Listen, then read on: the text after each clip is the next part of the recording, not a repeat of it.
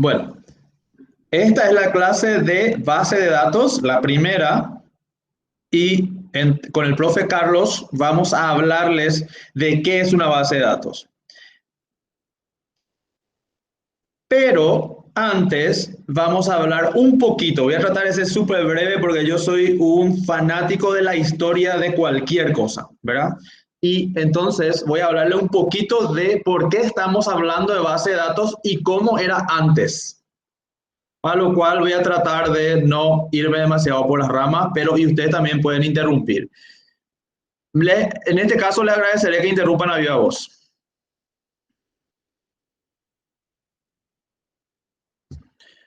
Se ve esta postal de Navidad, ya les digo luego. ¿Y quiénes son estas personitas que están ahí intentando llegar a algún lado?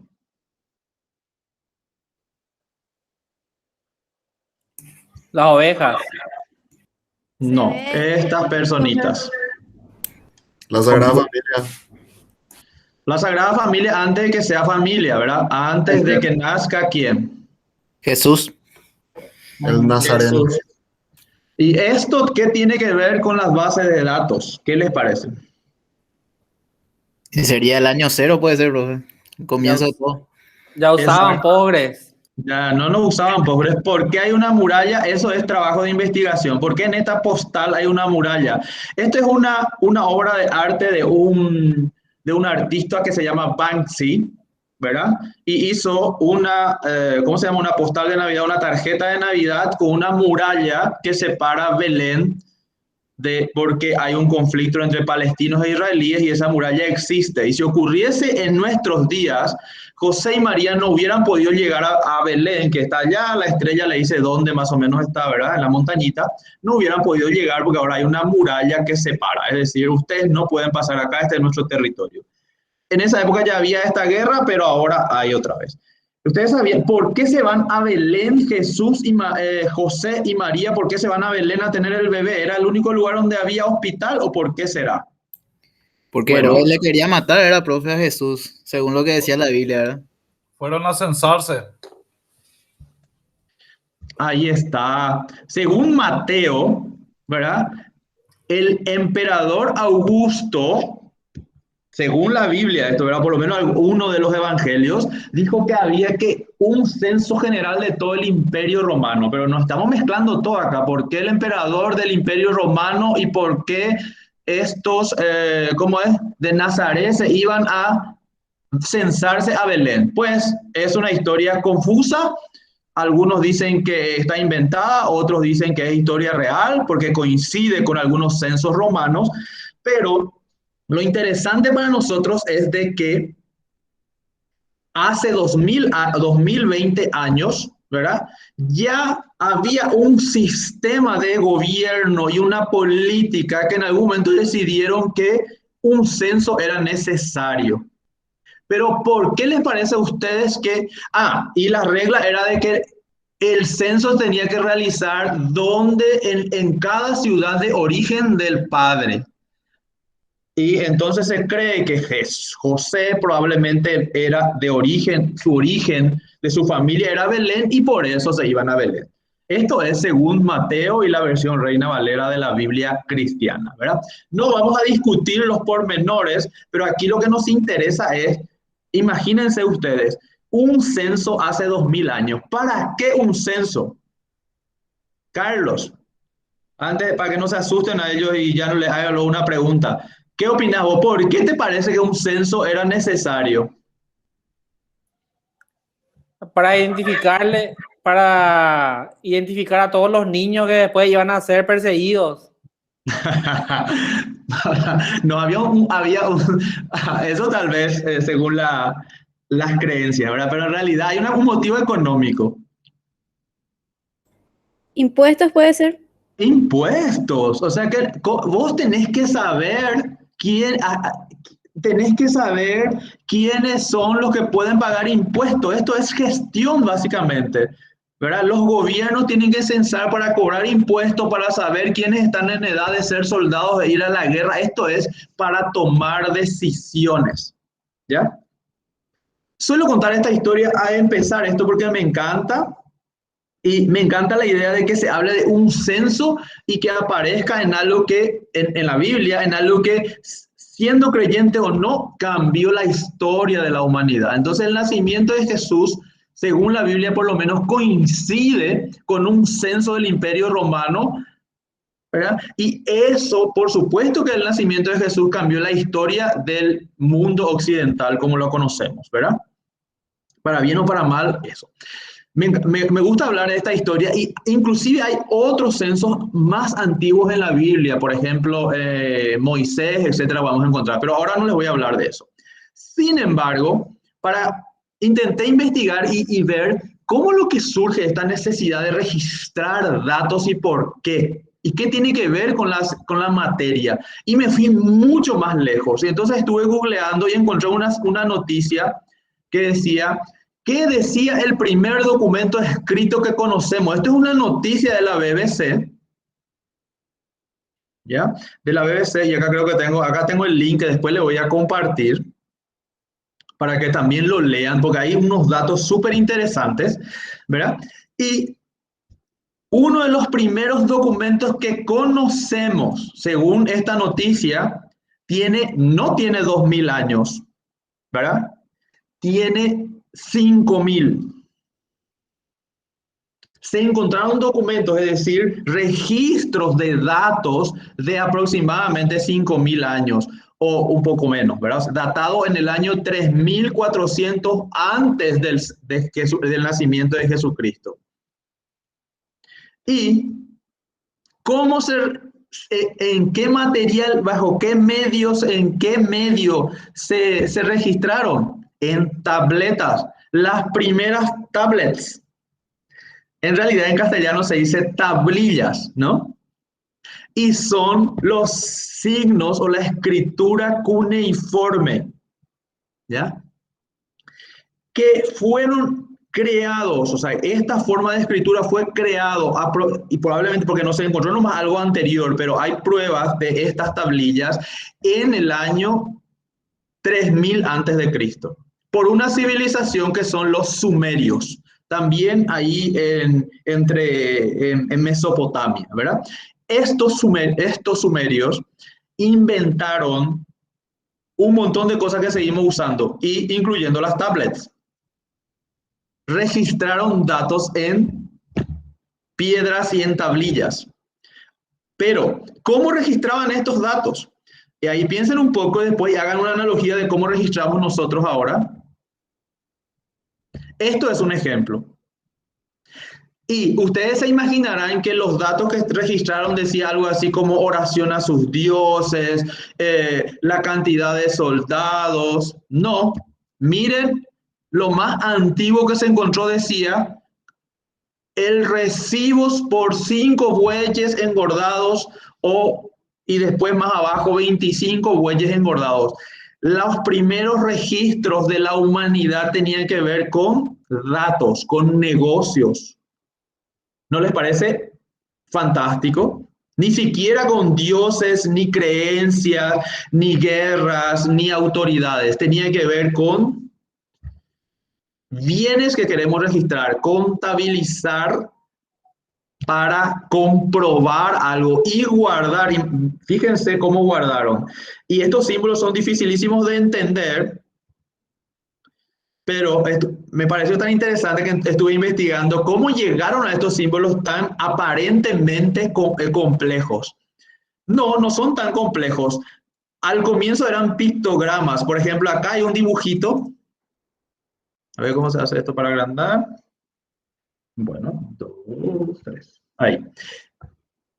Esto representa un sol que a través de miles de años, y ya en el año 3000, en el año 2000, antes de Cristo, en el año 1000, fueron evolucionando en simbologías más sofisticadas nada más. Y entonces los pictogramas iniciales podemos reconocer, esto es una vaca, esto es un cuenco de comida, esto es un hombre comiendo un pan. Entonces esto se transformó en la palabra comer, esto en ganado, esto es el dibujo de un trigo, esto es caminar, y esto en algún lado encontré que dice cerveza. bueno, ustedes no están viendo mi mouse, ¿verdad? Perdón. Cada uno No, de esos no son... vemos, no vemos el bueno, puntero, Jorge. no tengo puntero, pero bueno, el primer símbolo es un sol desde izquierda hacia la derecha, ¿verdad? El que parece trigo, eso sí pueden ver que es como el cuarto, la cabeza de una vaca. Al lado de la cabeza de la vaca hacia la derecha es un cuenco, es decir, un recipiente.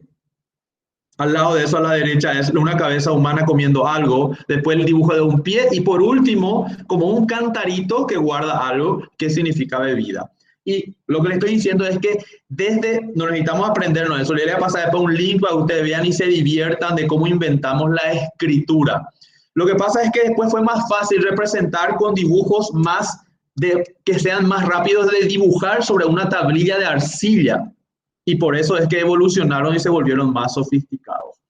Hasta que más o menos coincidiendo con el nacimiento de Cristo, se escribieron en papiros. Pero estos papiros son menos resistentes y estos medios de registrar datos, es decir, por ejemplo, el censo de Augusto del año que coincide con el nacimiento de Jesucristo, muchos desaparecieron porque se escribieron en medios que no aguantaron en el tiempo, pero las primeras bibliotecas eran así. Entonces ya nos vamos acercando a este tema de que la humanidad desde hace miles de años tiene la necesidad de registrar datos, información, costumbres en algún tipo de medio, ¿ya? Y el medio que va utilizando para almacenar esos datos puede ser más resistente o menos resistente y fueron volviéndose más sofisticados a través de los años. Así como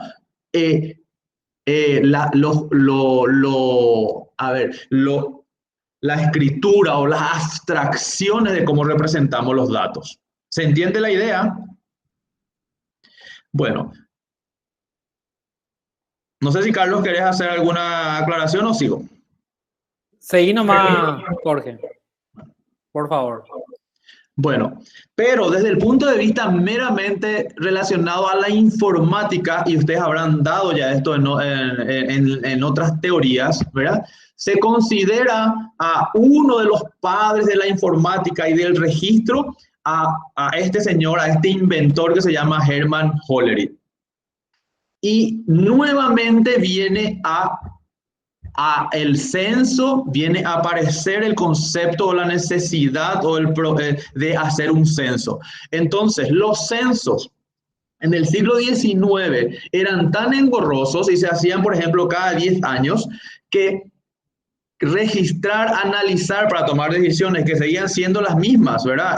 Cómo armar un ejército, cómo cobrar impuestos, cómo crear pueblos, cómo aplicar las leyes, y demoraban tanto tiempo que ya llegaba la época del siguiente censo de la siguiente década y todavía no se tenían los datos. Entonces, a este señor que se llama Hermann Hollerith se le ocurrió crear una máquina y un medio para registrar el censo. Y este señor inventó las tarjetas perforadas. Un poquito más adelante le voy a mostrar cómo son las tarjetas perforadas.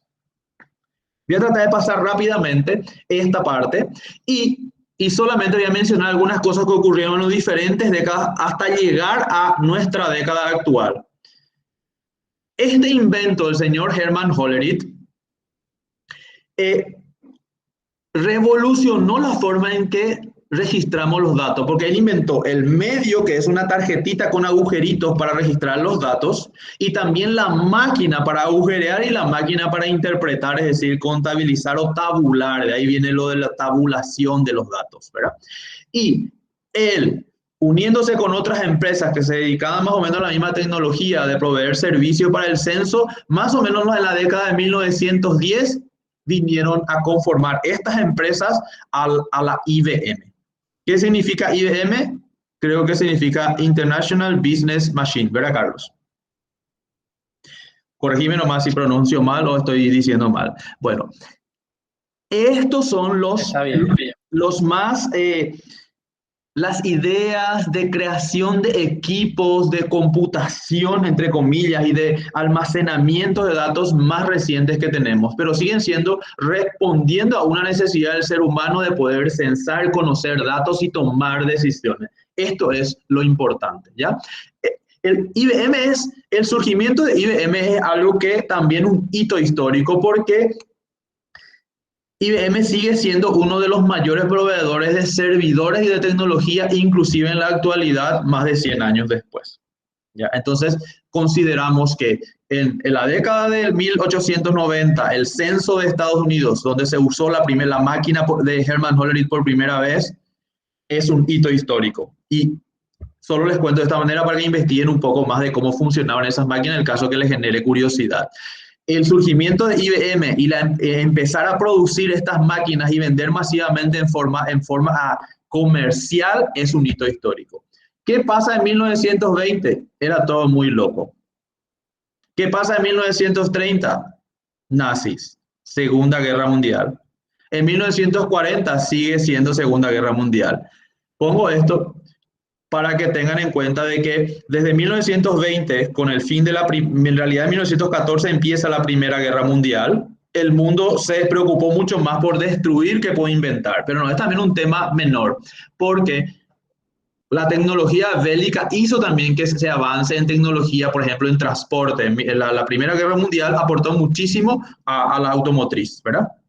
La Segunda Guerra Mundial es la que más aportó al tema de la computación por el tema ¿cómo se llamaría esto? De la carrera armamentista entre Alemania, Europa, Estados Unidos, etcétera, ¿ya?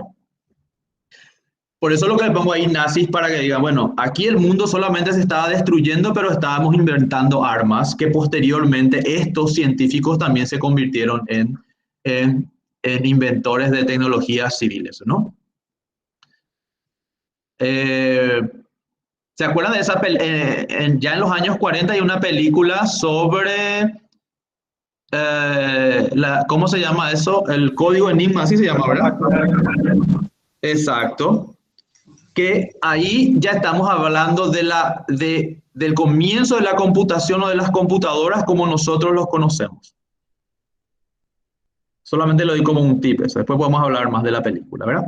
¿Quién es el que inventó esa computadora para descifrar el código Enigma de los nazis?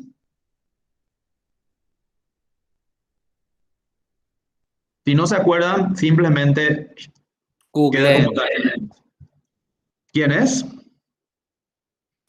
Hay una película, ¿verdad?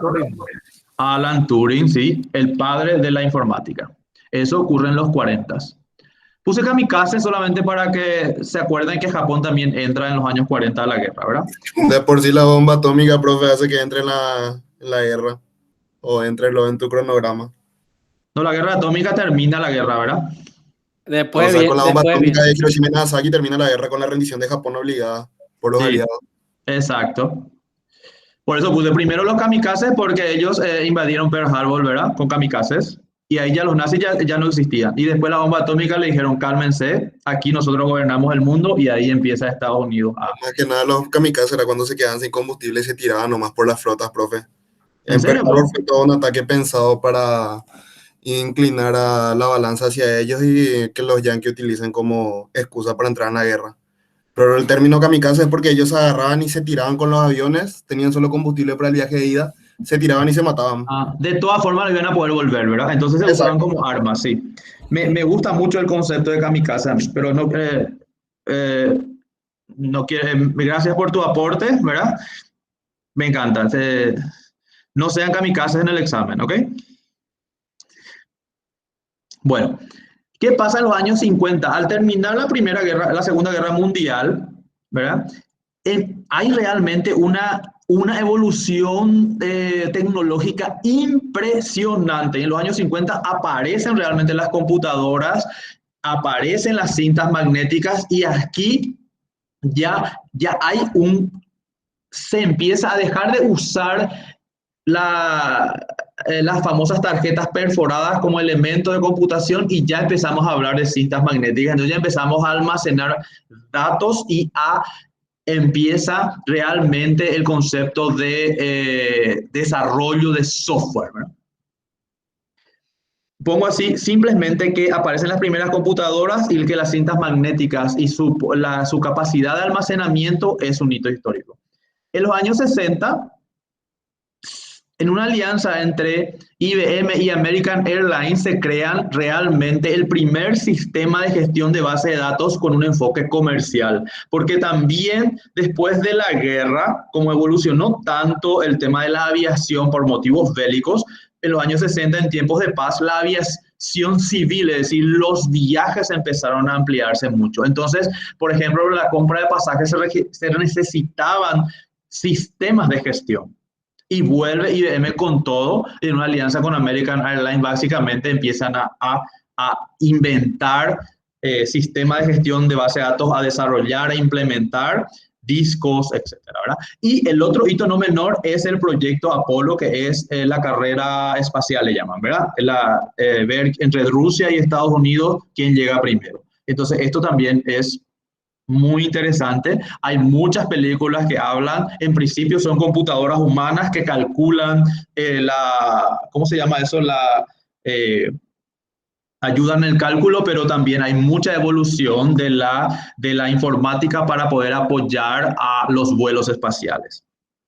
Pero el hito más importante y que para nosotros para esta asignatura es que en los años 70 un investigador que se llama Edgar Frank Cook establece las bases teóricas de algo que se llama el modelo relacional.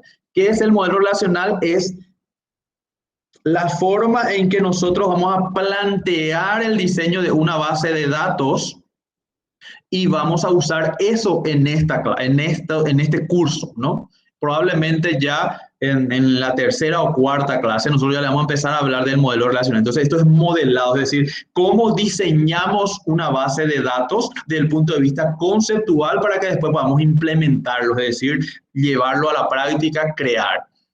Entonces, con esta base teórica, ¿verdad?, cuyo creador es el Edgar Frank Cook, hay otros muy importantes, pero con esta base teórica surgen o se aprovechan de esto empresas como Oracle, ¿verdad? Y empiezan también a utilizarse el lenguaje SQL. Carlitos, si todavía estás ahí, a ver si nos decís qué significa SQL. Que tu inglés británico es SQL. SQL. Structured Query Language. ¿Qué en castellano es? Lenguaje estructurado de consultas. Exacto. Y eso también nosotros vamos a aprender. Es decir, vamos a aprender cómo modelar, es diseñar una base de datos, implementarlo, es decir, tenemos que implementar y una vez implementado, cómo consultamos los datos, cómo accedemos a los datos, cómo manipulamos los datos usando lenguaje SQL. ¿Ya? Se considera, en los 80 se estandariza, no es que no haya existido, pero en los 80 se empieza a estandarizar el SQL y Oracle lo implementa, es uno de los que lo implementa, porque IBM también, Oracle lo implementa en sus productos comerciales. Entonces aquí empieza la carrera comercial en los años 80 de las grandes empresas. Si bien Microsoft, por ejemplo, aparece recién en los 90, y un poco a finales de los 90 se desarrolla fuertemente la World Wide Web, ¿verdad? Que pongo ahí como un hito porque ahí es como que se democratiza todo y como que empezamos a tener acceso a mucha información, a muchos datos. Entonces, como cambiamos nuestro paradigma, nuestra forma de ver los datos y nuestra forma de integrarlos. Pero el surgimiento de Microsoft y pero vos me dirás, Carlos, probablemente Apple también surge en los 80, ¿verdad? ¿Por qué no ponemos ahí, verdad? También surge y fue un buen gran jugador de la época. Solo que estuvo rezagada un tiempo hasta que volvió con todo en los 90, en el 2000. En el 2000 resurgir. Sí. Pero yo creo que no le pongo a Apple porque enfoco mucho desde el punto de vista de tecnologías orientadas a base de datos, ¿verdad? Y Microsoft viene con todo con SQL Server. Por eso es que le pongo. Entonces, no estamos hablando simplemente de computadoras personales. Estamos hablando de tecnologías que apoyaron el surgimiento de bases de datos, de sistemas de gestión de bases de datos y de herramientas de base de datos. Ya por eso es que odié a propósito ahí a Apple. Ya en los 2000 probablemente, pero yo no me acuerdo, Carlos, nosotros en los 2000 ya nos conocíamos, pero no me acuerdo, si ahí ya empiezan a hablarse de bases de datos de código abierto, ¿verdad? Postgres mismo ya surge en los 2000 como un desprendimiento de Ingress y compañía, ¿verdad? Exactamente, ya estaban Ingress, estaba Firebase, que eran ya el modelo open y free, existieron. Postgres estaban naciendo más o menos, pero ya estaban, ya habían herramientas, ya habían iniciativas muy potentes de código abierto. Y en tu opinión, ¿por qué surge código abierto? ¿Por qué surge el concepto de código abierto y base de datos o herramientas gratuitas en el 2000? ¿A qué responde eso en tu opinión? Y yo creo que es una respuesta natural al problema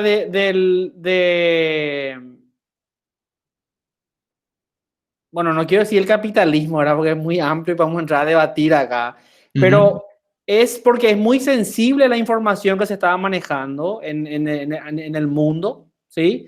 Entonces aparecen siempre algunos referentes que dicen que no, que tenemos que hacerlo abierto y demás, no se puede cerrar a una única empresa, y quizás por eso nace el modelo de las bases de datos, pero creo que esto está muy influenciado por el modelo de los sistemas operativos que vienen mucho antes de esta base de datos, claro. Que demostraron más que nada también Unix, etcétera, en los 90, ¿verdad? O sea, que el Linux, exactamente, Unix. Demostraron que aunque perdieron en ese momento mercado, demostraron que eran los más robustos y los mejores en muchos aspectos de desempeño y de calidad. Demostraron que venía de la colaboración, que en un ambiente cerrado no tenían. Entonces, también por ahí vino una filosofía de lo abierto es bueno y lo cerrado no sabemos. Entonces ahí empezó una pelea que sigue hasta hoy. Y además el tema de las licencias y los precios. Es decir, cuando estamos hablando de bases de datos libres y esquinera, estamos hablando de que yo lo puedo usar libremente sin pagarlo, ¿verdad? Entonces es todo un hito también en el desarrollo tecnológico. Los chicos pueden ser que de repente se cuestionen un poco qué es lo que es código abierto, pero bueno, pregunten si estamos hablando de algo que no es suficientemente claro, ¿ya? Aclaro que yo no estoy mirando el chat, así que cualquier cosa me dicta. Bueno, en el 2010 yo pongo que, o no es necesariamente que en el 2010 aparece, ¿verdad? Pero en la década del 2010 hasta acercándose al 2020, ya se habla del concepto de Open Data, Big Data, y creo que también esto está muy influenciado por el surgimiento de las redes sociales, ¿verdad, Carlos? O sea, hablando de Big Data siempre estamos hablando no solo de volumen, sino también estamos hablando de lo global que son los datos que vamos a analizar, ¿o me equivoco? Sí, exactamente. Hay una evolución natural en la generación, en el procesamiento y en el consumo de datos, donde básicamente ya tenemos que empezar antes lo miramos con una sola óptica, pero ahora se hizo tan grande y tan complejo, con tantos actores, que tenemos que empezar a etiquetarlos y decimos, esto es dato tradicional que puede entrar acá veo que en el comentario ponen en Access, que ya es una base de datos que sigue existiendo, pero... De esa de los 90, Microsoft. De los 90, sí, o en una planilla de cálculo o una base de datos, pero después ya tengo también otro volumen de datos que me lleva como a otra categoría conceptual. Y ahí es donde ya entra el Big Data y ya entramos en otra parte, pero en el fondo tiene la misma esencia que estaba mencionando el profe Jorge, son datos y lo importante es su procesamiento. ¿Qué hago con esos datos? Sí, y Open Data estamos hablando de datos abiertos. Por ejemplo, ustedes sabían que ustedes pueden bajar todos los datos de los vacunados y analizar. En el examen del semestre pasado, parte del examen. Después yo les voy a mostrar, voy a habilitar en el Educa, ustedes vean los exámenes anteriores, pero no hoy porque se pueden asustar un poco todavía porque necesitan prepararse psicológicamente. Y, por ejemplo, un ejercicio era analizar los datos de vacunación. Estamos hablando de datos abiertos de gente que se ha vacunado y que los gobiernos o las organizaciones disponibilizan y yo puedo abiertamente analizarlos, es decir, están libres para su análisis, no son datos protegidos. ¿Y dónde está? Ahora estamos en la década del 20, otra vez, y yo creo que va a ser otra vez un año muy loco, porque también es post pandemia, pero por eso puse TikTok, ¿verdad? Nos estamos volviendo locos con los TikToks y la inteligencia artificial. Y no estoy haciendo un chiste, esto no es un tema menor. TikTok, inteligencia artificial, redes sociales masivamente utilizadas para análisis de sentimiento, para vendernos cosas, etcétera, pero todavía necesitamos que pase un tiempo más para que veamos si esto es un hito dentro del análisis de datos. ¿Ya? Voy a ir un poco más rápido para no aburrirles. Bueno, aquí simplemente pongo, porque después para que quede en el video, qué pasó en específicamente, por ejemplo, en el año 56 fue que IBM presenta una tecnología que ya usa discos y un sistema de archivos, ¿ya? Es la predecesora ya de base de datos, pero en el 61 recién aparece el concepto de DBMS, Database Management System, y de propósito general, es decir, no para uso militar o nada, sino que es para uso comercial. Y en los años 70, bueno, aparecen dos niveles de organización. Esto de las vistas en dos niveles, conceptual de usuario, le vamos a hablar en otra clase. Es algo interesante, pero acá nos va a tomar mucho tiempo. Eso ya aparece en aquella década que ustedes ni habían nacido, ¿verdad? Y insisto, Code, que es un investigador que trabajaba para IBM, es el que desarrolla el modelo relacional que usamos hasta ahora.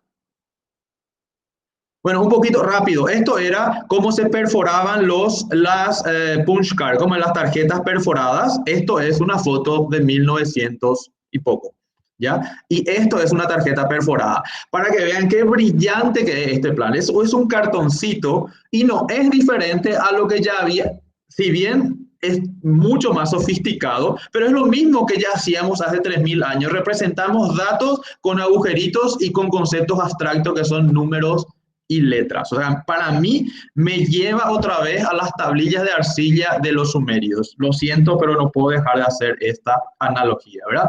Y la famosa máquina, esto es de un museo, la máquina de Hollerith se ve más o menos así, ¿ya?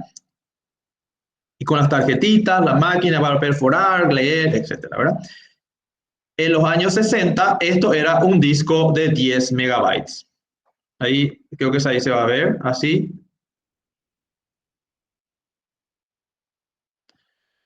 Y esto era en los años 60 también un centro de procesamiento de datos, ¿verdad? Ven que ya hay discos magnéticos, ¿verdad? Hay cintas magnéticas, mejor dicho, ¿verdad? Las computadoras ya tienen teclado, ya se imprime. Esto, el concepto famoso de centro de procesamiento de datos, donde en un lugar se procesaba todo, se almacenaba todo. Pero entonces ahora llegamos a en lo que un poquito de historia solamente para motivarles a que investiguen más. No necesitan ustedes aprenderse los años ni nada. Esto es más que motivacional, pero lo que quiero entonces, viendo todo esto que fuimos evolucionando, ¿qué es lo que nos interesa de todo esto? ¿Qué es una base de datos? Entonces, la definición de base de datos es que en forma genérica podemos decir que es un conjunto de información que está relacionada y que se encuentra agrupada. O sea, aquella tablita donde decía que engordaron 25 bueyes es un dato relacionado a bueyes y relacionado a un negocio, ¿verdad? Desde el punto de vista general, ¿verdad? Una biblioteca que tiene papiros también es un banco de datos, una base de datos, desde el punto de vista muy teórico. Pero a lo que a nosotros nos interesa, desde el punto de vista meramente informático, una base de datos es un sistema que está conformado por un conjunto estructurado de datos que están almacenados en discos que permiten acceso directo, ¿ya? Entonces acá es importante que los datos estén estructurados, relacionados y estén almacenados y que podamos acceder a ellos. y cómo accedemos a ellos a través de programas, es decir, de herramientas software, ¿ya? Como la que mencionaron ya ustedes, ¿verdad? PLSQL, un sistema de gestión de base de datos nos permite, SQL es un lenguaje y nos permite una base de datos para nosotros nos tiene que permitir consultar y manipular ese conjunto de datos. ¿Por qué? ¿Y para qué queremos esto? ¿Qué nos ofrece? Ahí descanso un rato si cualquiera quiere hacer una interrupción o una consulta. Jorge, los datos, vos mencionaste los datos estructurados y demás, pero yo pienso, por ejemplo, en las redes sociales, en Facebook, en Twitter y demás, que tienen también datos, ¿sí? Y también almacenan esos datos, pero no necesariamente utilizan un gestor de base de datos como nosotros lo conocemos y vamos a estudiar. Más que nada por el volumen que ellos tienen, ya utilizan otros, siguen siendo estructurados y demás, pero utilizan diferentes esquemas para almacenar ya esa información y van utilizando la base de datos tradicionales para hacer cosas muy puntuales, pero por la escala que gestionar tienen, nomás, qué sé yo, gestionar el acceso a esos datos podrían usar una base de datos relacional, pero es probable que, no sé si a eso te referías, es probable que tus fotos no estén guardadas en una base de datos relacional, ¿verdad?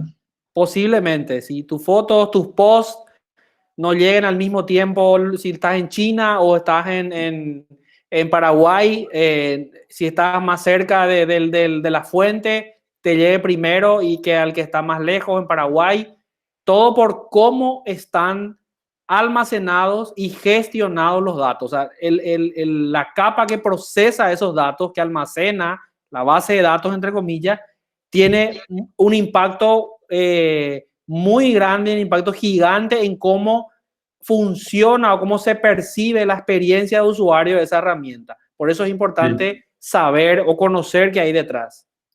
Es muy importante conocer qué hay detrás y, sin embargo, nosotros vamos a dar mucho énfasis en la base de datos relacionales, basado en este modelo relacional, ¿verdad? Que insistimos tanto, es decir, cómo se estructuran los datos, cómo se relacionan entre sí, porque eso les va a dar a ustedes una base también para poder entender cuáles son los modelos más innovadores y poder comparar, ¿ya?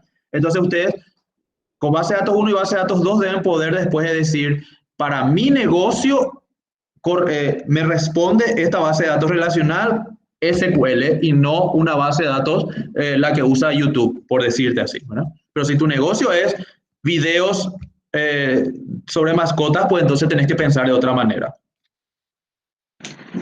Entonces, las materias de base de datos no cubren bases de datos no SQL. Base de datos 1 no cubre base de datos no SQL. Pero yo creo que me parece interesante ese tema porque es relativamente nuevo y deberíamos meter después del primer parcial.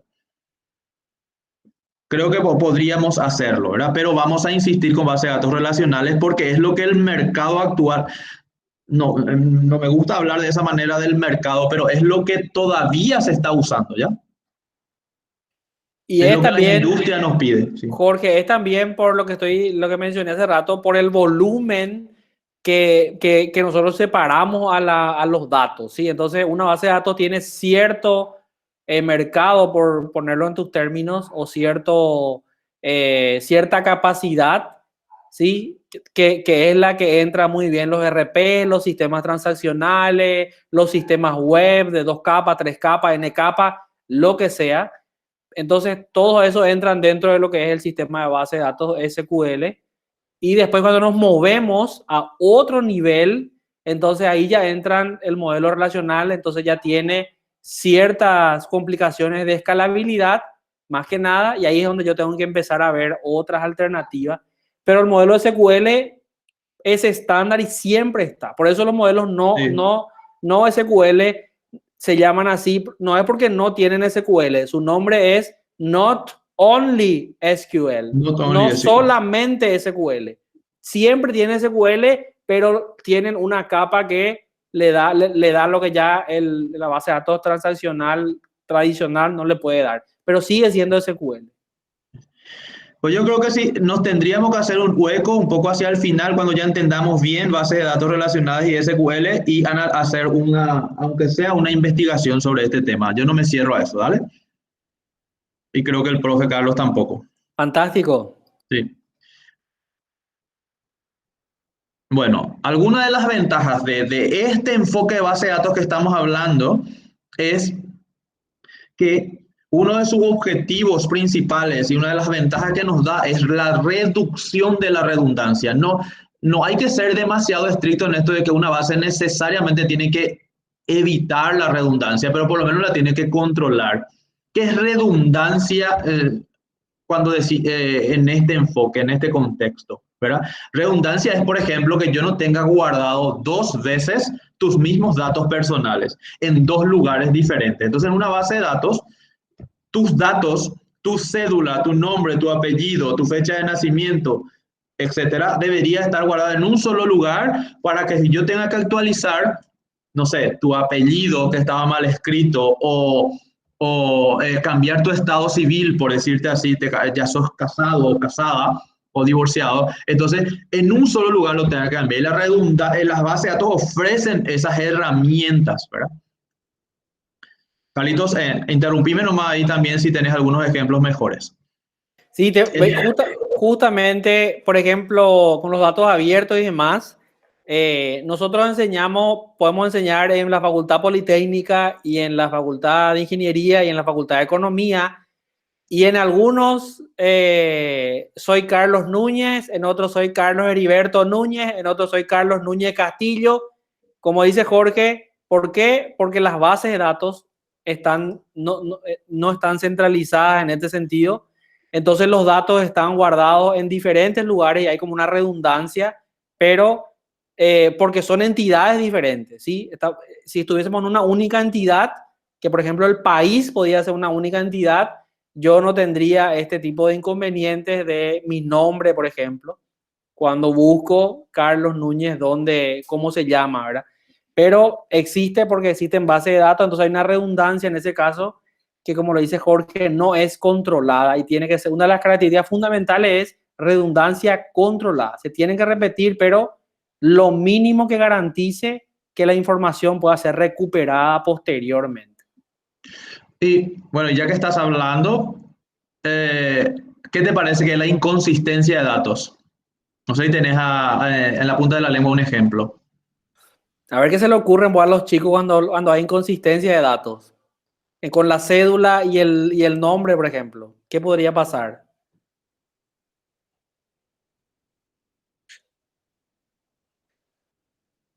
Por ejemplo, van al vacunatorio ahora, se fueron a unas personas y iban a vacunarse y le decían, no puedes vacunarte porque vos estás muerta, ¿verdad? Entonces, Sí. ¿qué pasa ahí, verdad? Una inconsistencia enorme, ¿verdad? Estás muerto, Claro, pero te vas a querer vacunar. Entonces, hay quiere un decir que error, hay una error en la base inconsistencia de datos. ¿verdad? Sí, hay una inconsistencia de datos ahí. Esa cédula no es de un muerto, pero está mal cargado, hay una inconsistencia o un cruzamiento equivocado con los datos de los Entre fallecidos. identificaciones y el Ministerio de Salud hay una inconsistencia terrible, ¿verdad? En ese caso. Sí, claro. Eso es básicamente. Y también puede ser cuestiones más sencillas como la suma de las ventas, ¿verdad?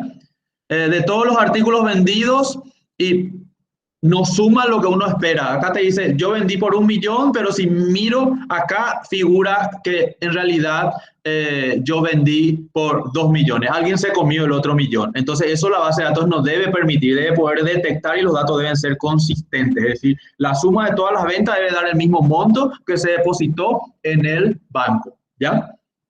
Porque si no, ahí se puede descubrir de que alguien manipuló esos datos o no cargó correctamente y se quedó inconsistente. Porque no es posible que una venta de un día, que el precio por cantidad no dé lo mismo de la plata, ¿ya? La plata cobrada. Jorge, y otro ejemplo último. Por ejemplo, nosotros a veces vamos a ir a comprar a una bodega o al supermercado o a comprar pañales o lo que sea y vas a pagar con la tarjeta y la operadora te dice, no, estamos en un proceso de cierre, De entonces cierre. no podés pagar con tu tarjeta. Pero ¿y por qué nos enojamos? ¿Y por qué no puedo pagar? Porque hay otros procesos que vamos a estudiar después, pero más que nada están intentando realizar algún trámite, algún proceso electrónico que garantice, ¿sí?, la consistencia en los datos financieros, por ejemplo, del banco. Entonces ellos hacen un procesamiento para todo y ahí recién, cuando una vez que están los datos de las cuentas, los saldos y demás, yo puedo seguir operando, porque de otra manera yo voy a poder gastar dinero que no tengo en la cuenta solo porque los datos no son consistentes en el banco. Entonces el banco no puede permitirse eso, no puede dejarle gastar a nadie ni un guaraní de más, ¿sí? O no darle dinero que sí tiene, por ejemplo. Entonces en ambos casos la consistencia de datos es muy estudiada y el modelo SQL o el modelo de las bases de datos tienen un componente, una pata muy fuerte en esa área, en ese aspecto. Exacto. Evitar la inconsistencia, evitar la redundancia o controlar es muy importante y las bases de datos aportan los mecanismos, los elementos para poder hacer esto, ¿verdad? Por supuesto que la combinación de todos los datos que vos tenés sobre una persona, sobre sus compras, sobre sus acciones, sus viajes, sus ubicaciones, etcétera, te puede dar muchísimo más información, ¿verdad? Combinando esto. Entonces, si vos tenés una base de datos donde podés combinar información, tenés mucho más información sobre la misma cantidad de datos que si vos tuvieras en otro medio, ¿ya? Porque podés analizar y podés combinar. Lo otro interesantísimo es que los datos se pueden compartir. Es decir, vos puedes darle acceso a otros, acceso también controlado y limitado, ¿verdad? Le puedes compartir tus datos, como lo que ya les comenté, ¿verdad? Por ejemplo, yo puedo bajar todos los datos de los vacunados, yo puedo bajar todos los datos de los vacunatorios, se puede compartir, la gente puede procesar, analizar y sacar productos o de eso, ¿verdad? No todo se comparte, pero se puede compartir. La aplicación de estándares está más relacionado con que nos ponemos de acuerdo en ciertos estándares, entonces todos pueden entender. Hoy yo tuve una reunión con un cliente y le estuve mostrando el diseño de la base de datos que íbamos a instalar y ellos podían entender, sin que yo le tenga que entrar en demasiados detalles, porque ellos entendían el estándar del diseño que yo manejo. Y estas personas eran de República Dominicana, ¿ya? Entonces yo le estaba mostrando un diccionario de datos y ellos podían entender perfectamente la estructura, porque nos ponemos de acuerdo en un estándar. Y cuando empezamos a hablar también de cómo codificamos los países, cómo codificamos las profesiones, qué estándares utilizamos, también es una aplicación de estándares, no solo para el diseño y el modelado, es decir, de cómo está estructurado la base de datos, sino también el estándar en cuanto a contenido, ¿ya? En cuanto a datos. Cómo guardamos las imágenes, por ejemplo, ¿ya? Basado en estándares que más de un sistema más de una tecnología puede interpretar. Y el control de la integridad de los datos es un tema súper interesante y no menor. Y el ejemplo que se me ocurre, y por ahí, Carlos, vos tenés otro, es, por ejemplo, si yo me gusta mucho dar este ejemplo de las ventas. Si yo vendo algo a una persona, vendo y hago su factura y le hago registro de sus datos, ¿verdad? Fulano de tal, RUC tal, y yo después borro los datos de esa persona, yo ya no voy a poder saber de quién era esa factura. Entonces las bases de datos, si tienen implementado un control de integridad, no me deben dejar borrar los datos o alterar los datos del cliente si tiene una compra asociada, ¿ya? Porque si no, yo no voy a poder saber quién fue el que me compró. Inclusive podía quedarse incompleto el dato y ya no podría usar yo en un cálculo. ¿Me entiendes? Es decir, ¿cuántas ventas hiciste? Y si vas a contar la cantidad de clientes y borraste algunos, tus datos ya no están íntegros. Los sistemas de gestión de base de datos, o sea, estas herramientas, estos motores de base de datos, implementan estos controles de integridad y no me van a dejar hacer. Esto es el famoso, vos no puedes borrar un dato por error. Eso no pasa realmente, ¿verdad? Si los datos, si los bases de datos están bien diseñadas, te van a impedir que vos alteres la integridad, ya sea por accidente o a propósito. No se puede hacer. ¿Tenés algún ejemplo sobre integridad, Carlos, que quieras compartir?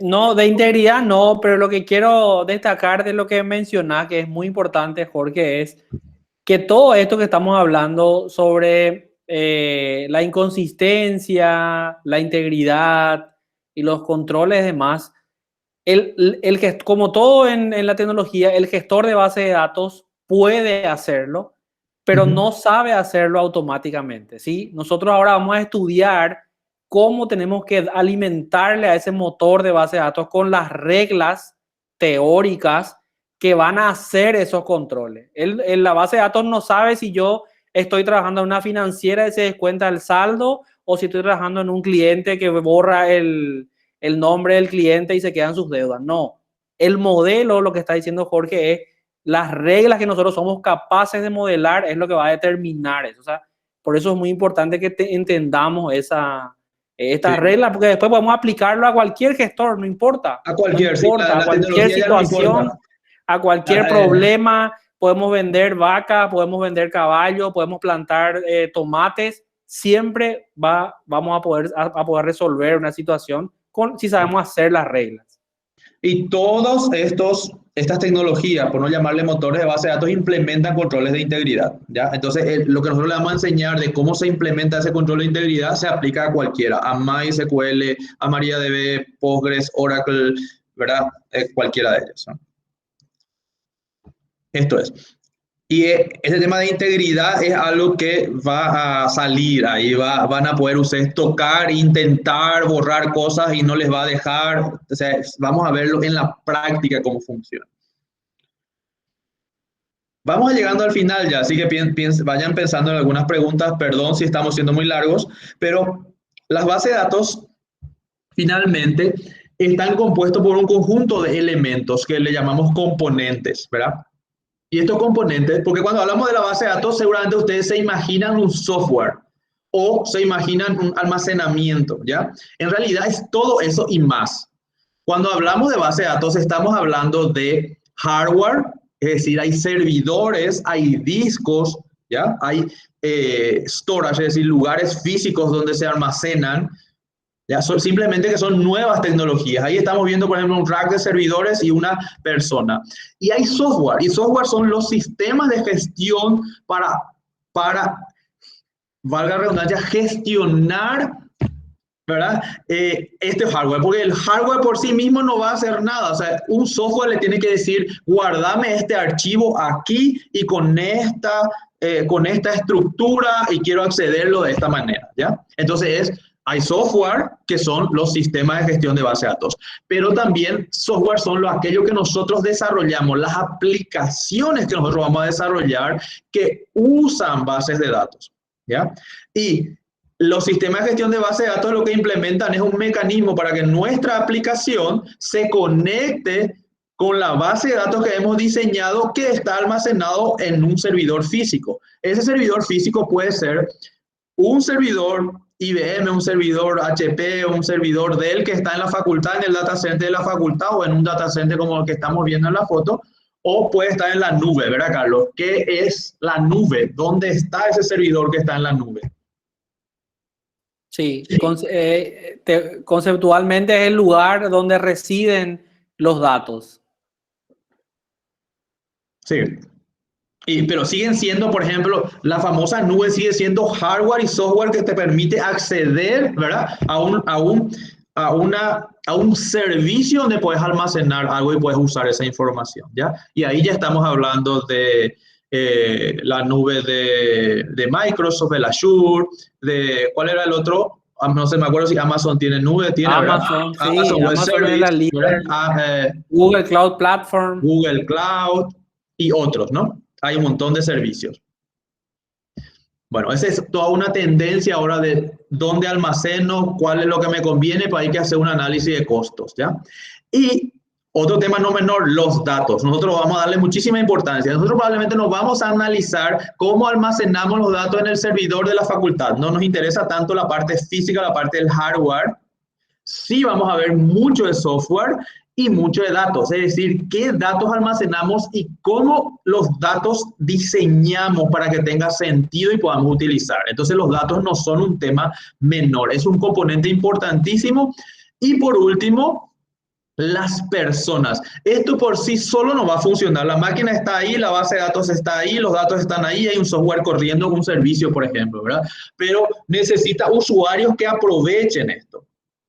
¿Ya? Siempre está orientado a algo. Puede ser un bot, pero un bot también fue creado por un usuario para que use este dato y publique en Twitter o publique en algún lado, ¿ya? Entonces, las personas son todos los roles, desde el usuario final, el contador que necesita analizar la contabilidad, el cajero que registra los depósitos bancarios o cobra el servicio, el analista de sistemas que diseña la base de datos, el programador de aplicaciones que tiene que entender ese diseño y hacer un programa de aplicación o una aplicación que aproveche eso sin poder implementar eso. No existe una aplicación que no gestione datos, no existe eso, ¿ya?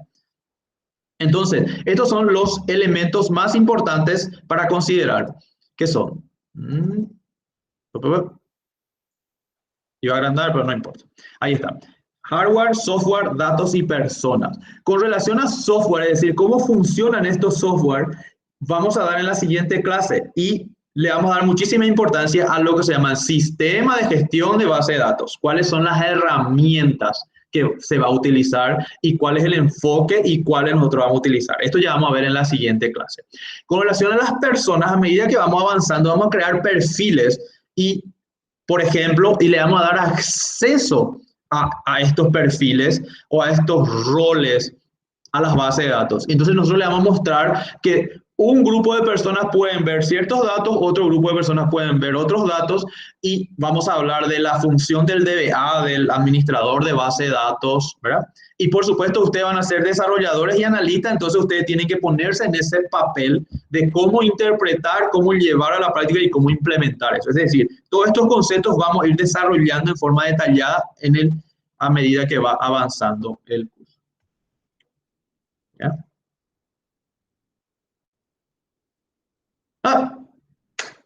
Terminó por hoy. Justo en la tierra. Volvemos a la tierra. ¿Qué hay acá? Ay, no puedo tocar. Pero justo ese pedacito de mapa que se ve ahí, que parece una botita acá, ¿ven? Ahí al lado de África, entre África y Asia. Ese es el Medio Oriente. Ahí surgió la civilización, ahí surgimos nosotros y ahí surgió la civilización de los sumerios, que posteriormente se convirtieron en los asirios y posteriormente en los babilonios, fueron conquistados por los persas, conquistaron a los judíos, después los romanos y acá estamos nosotros. Así que todo tiene relación.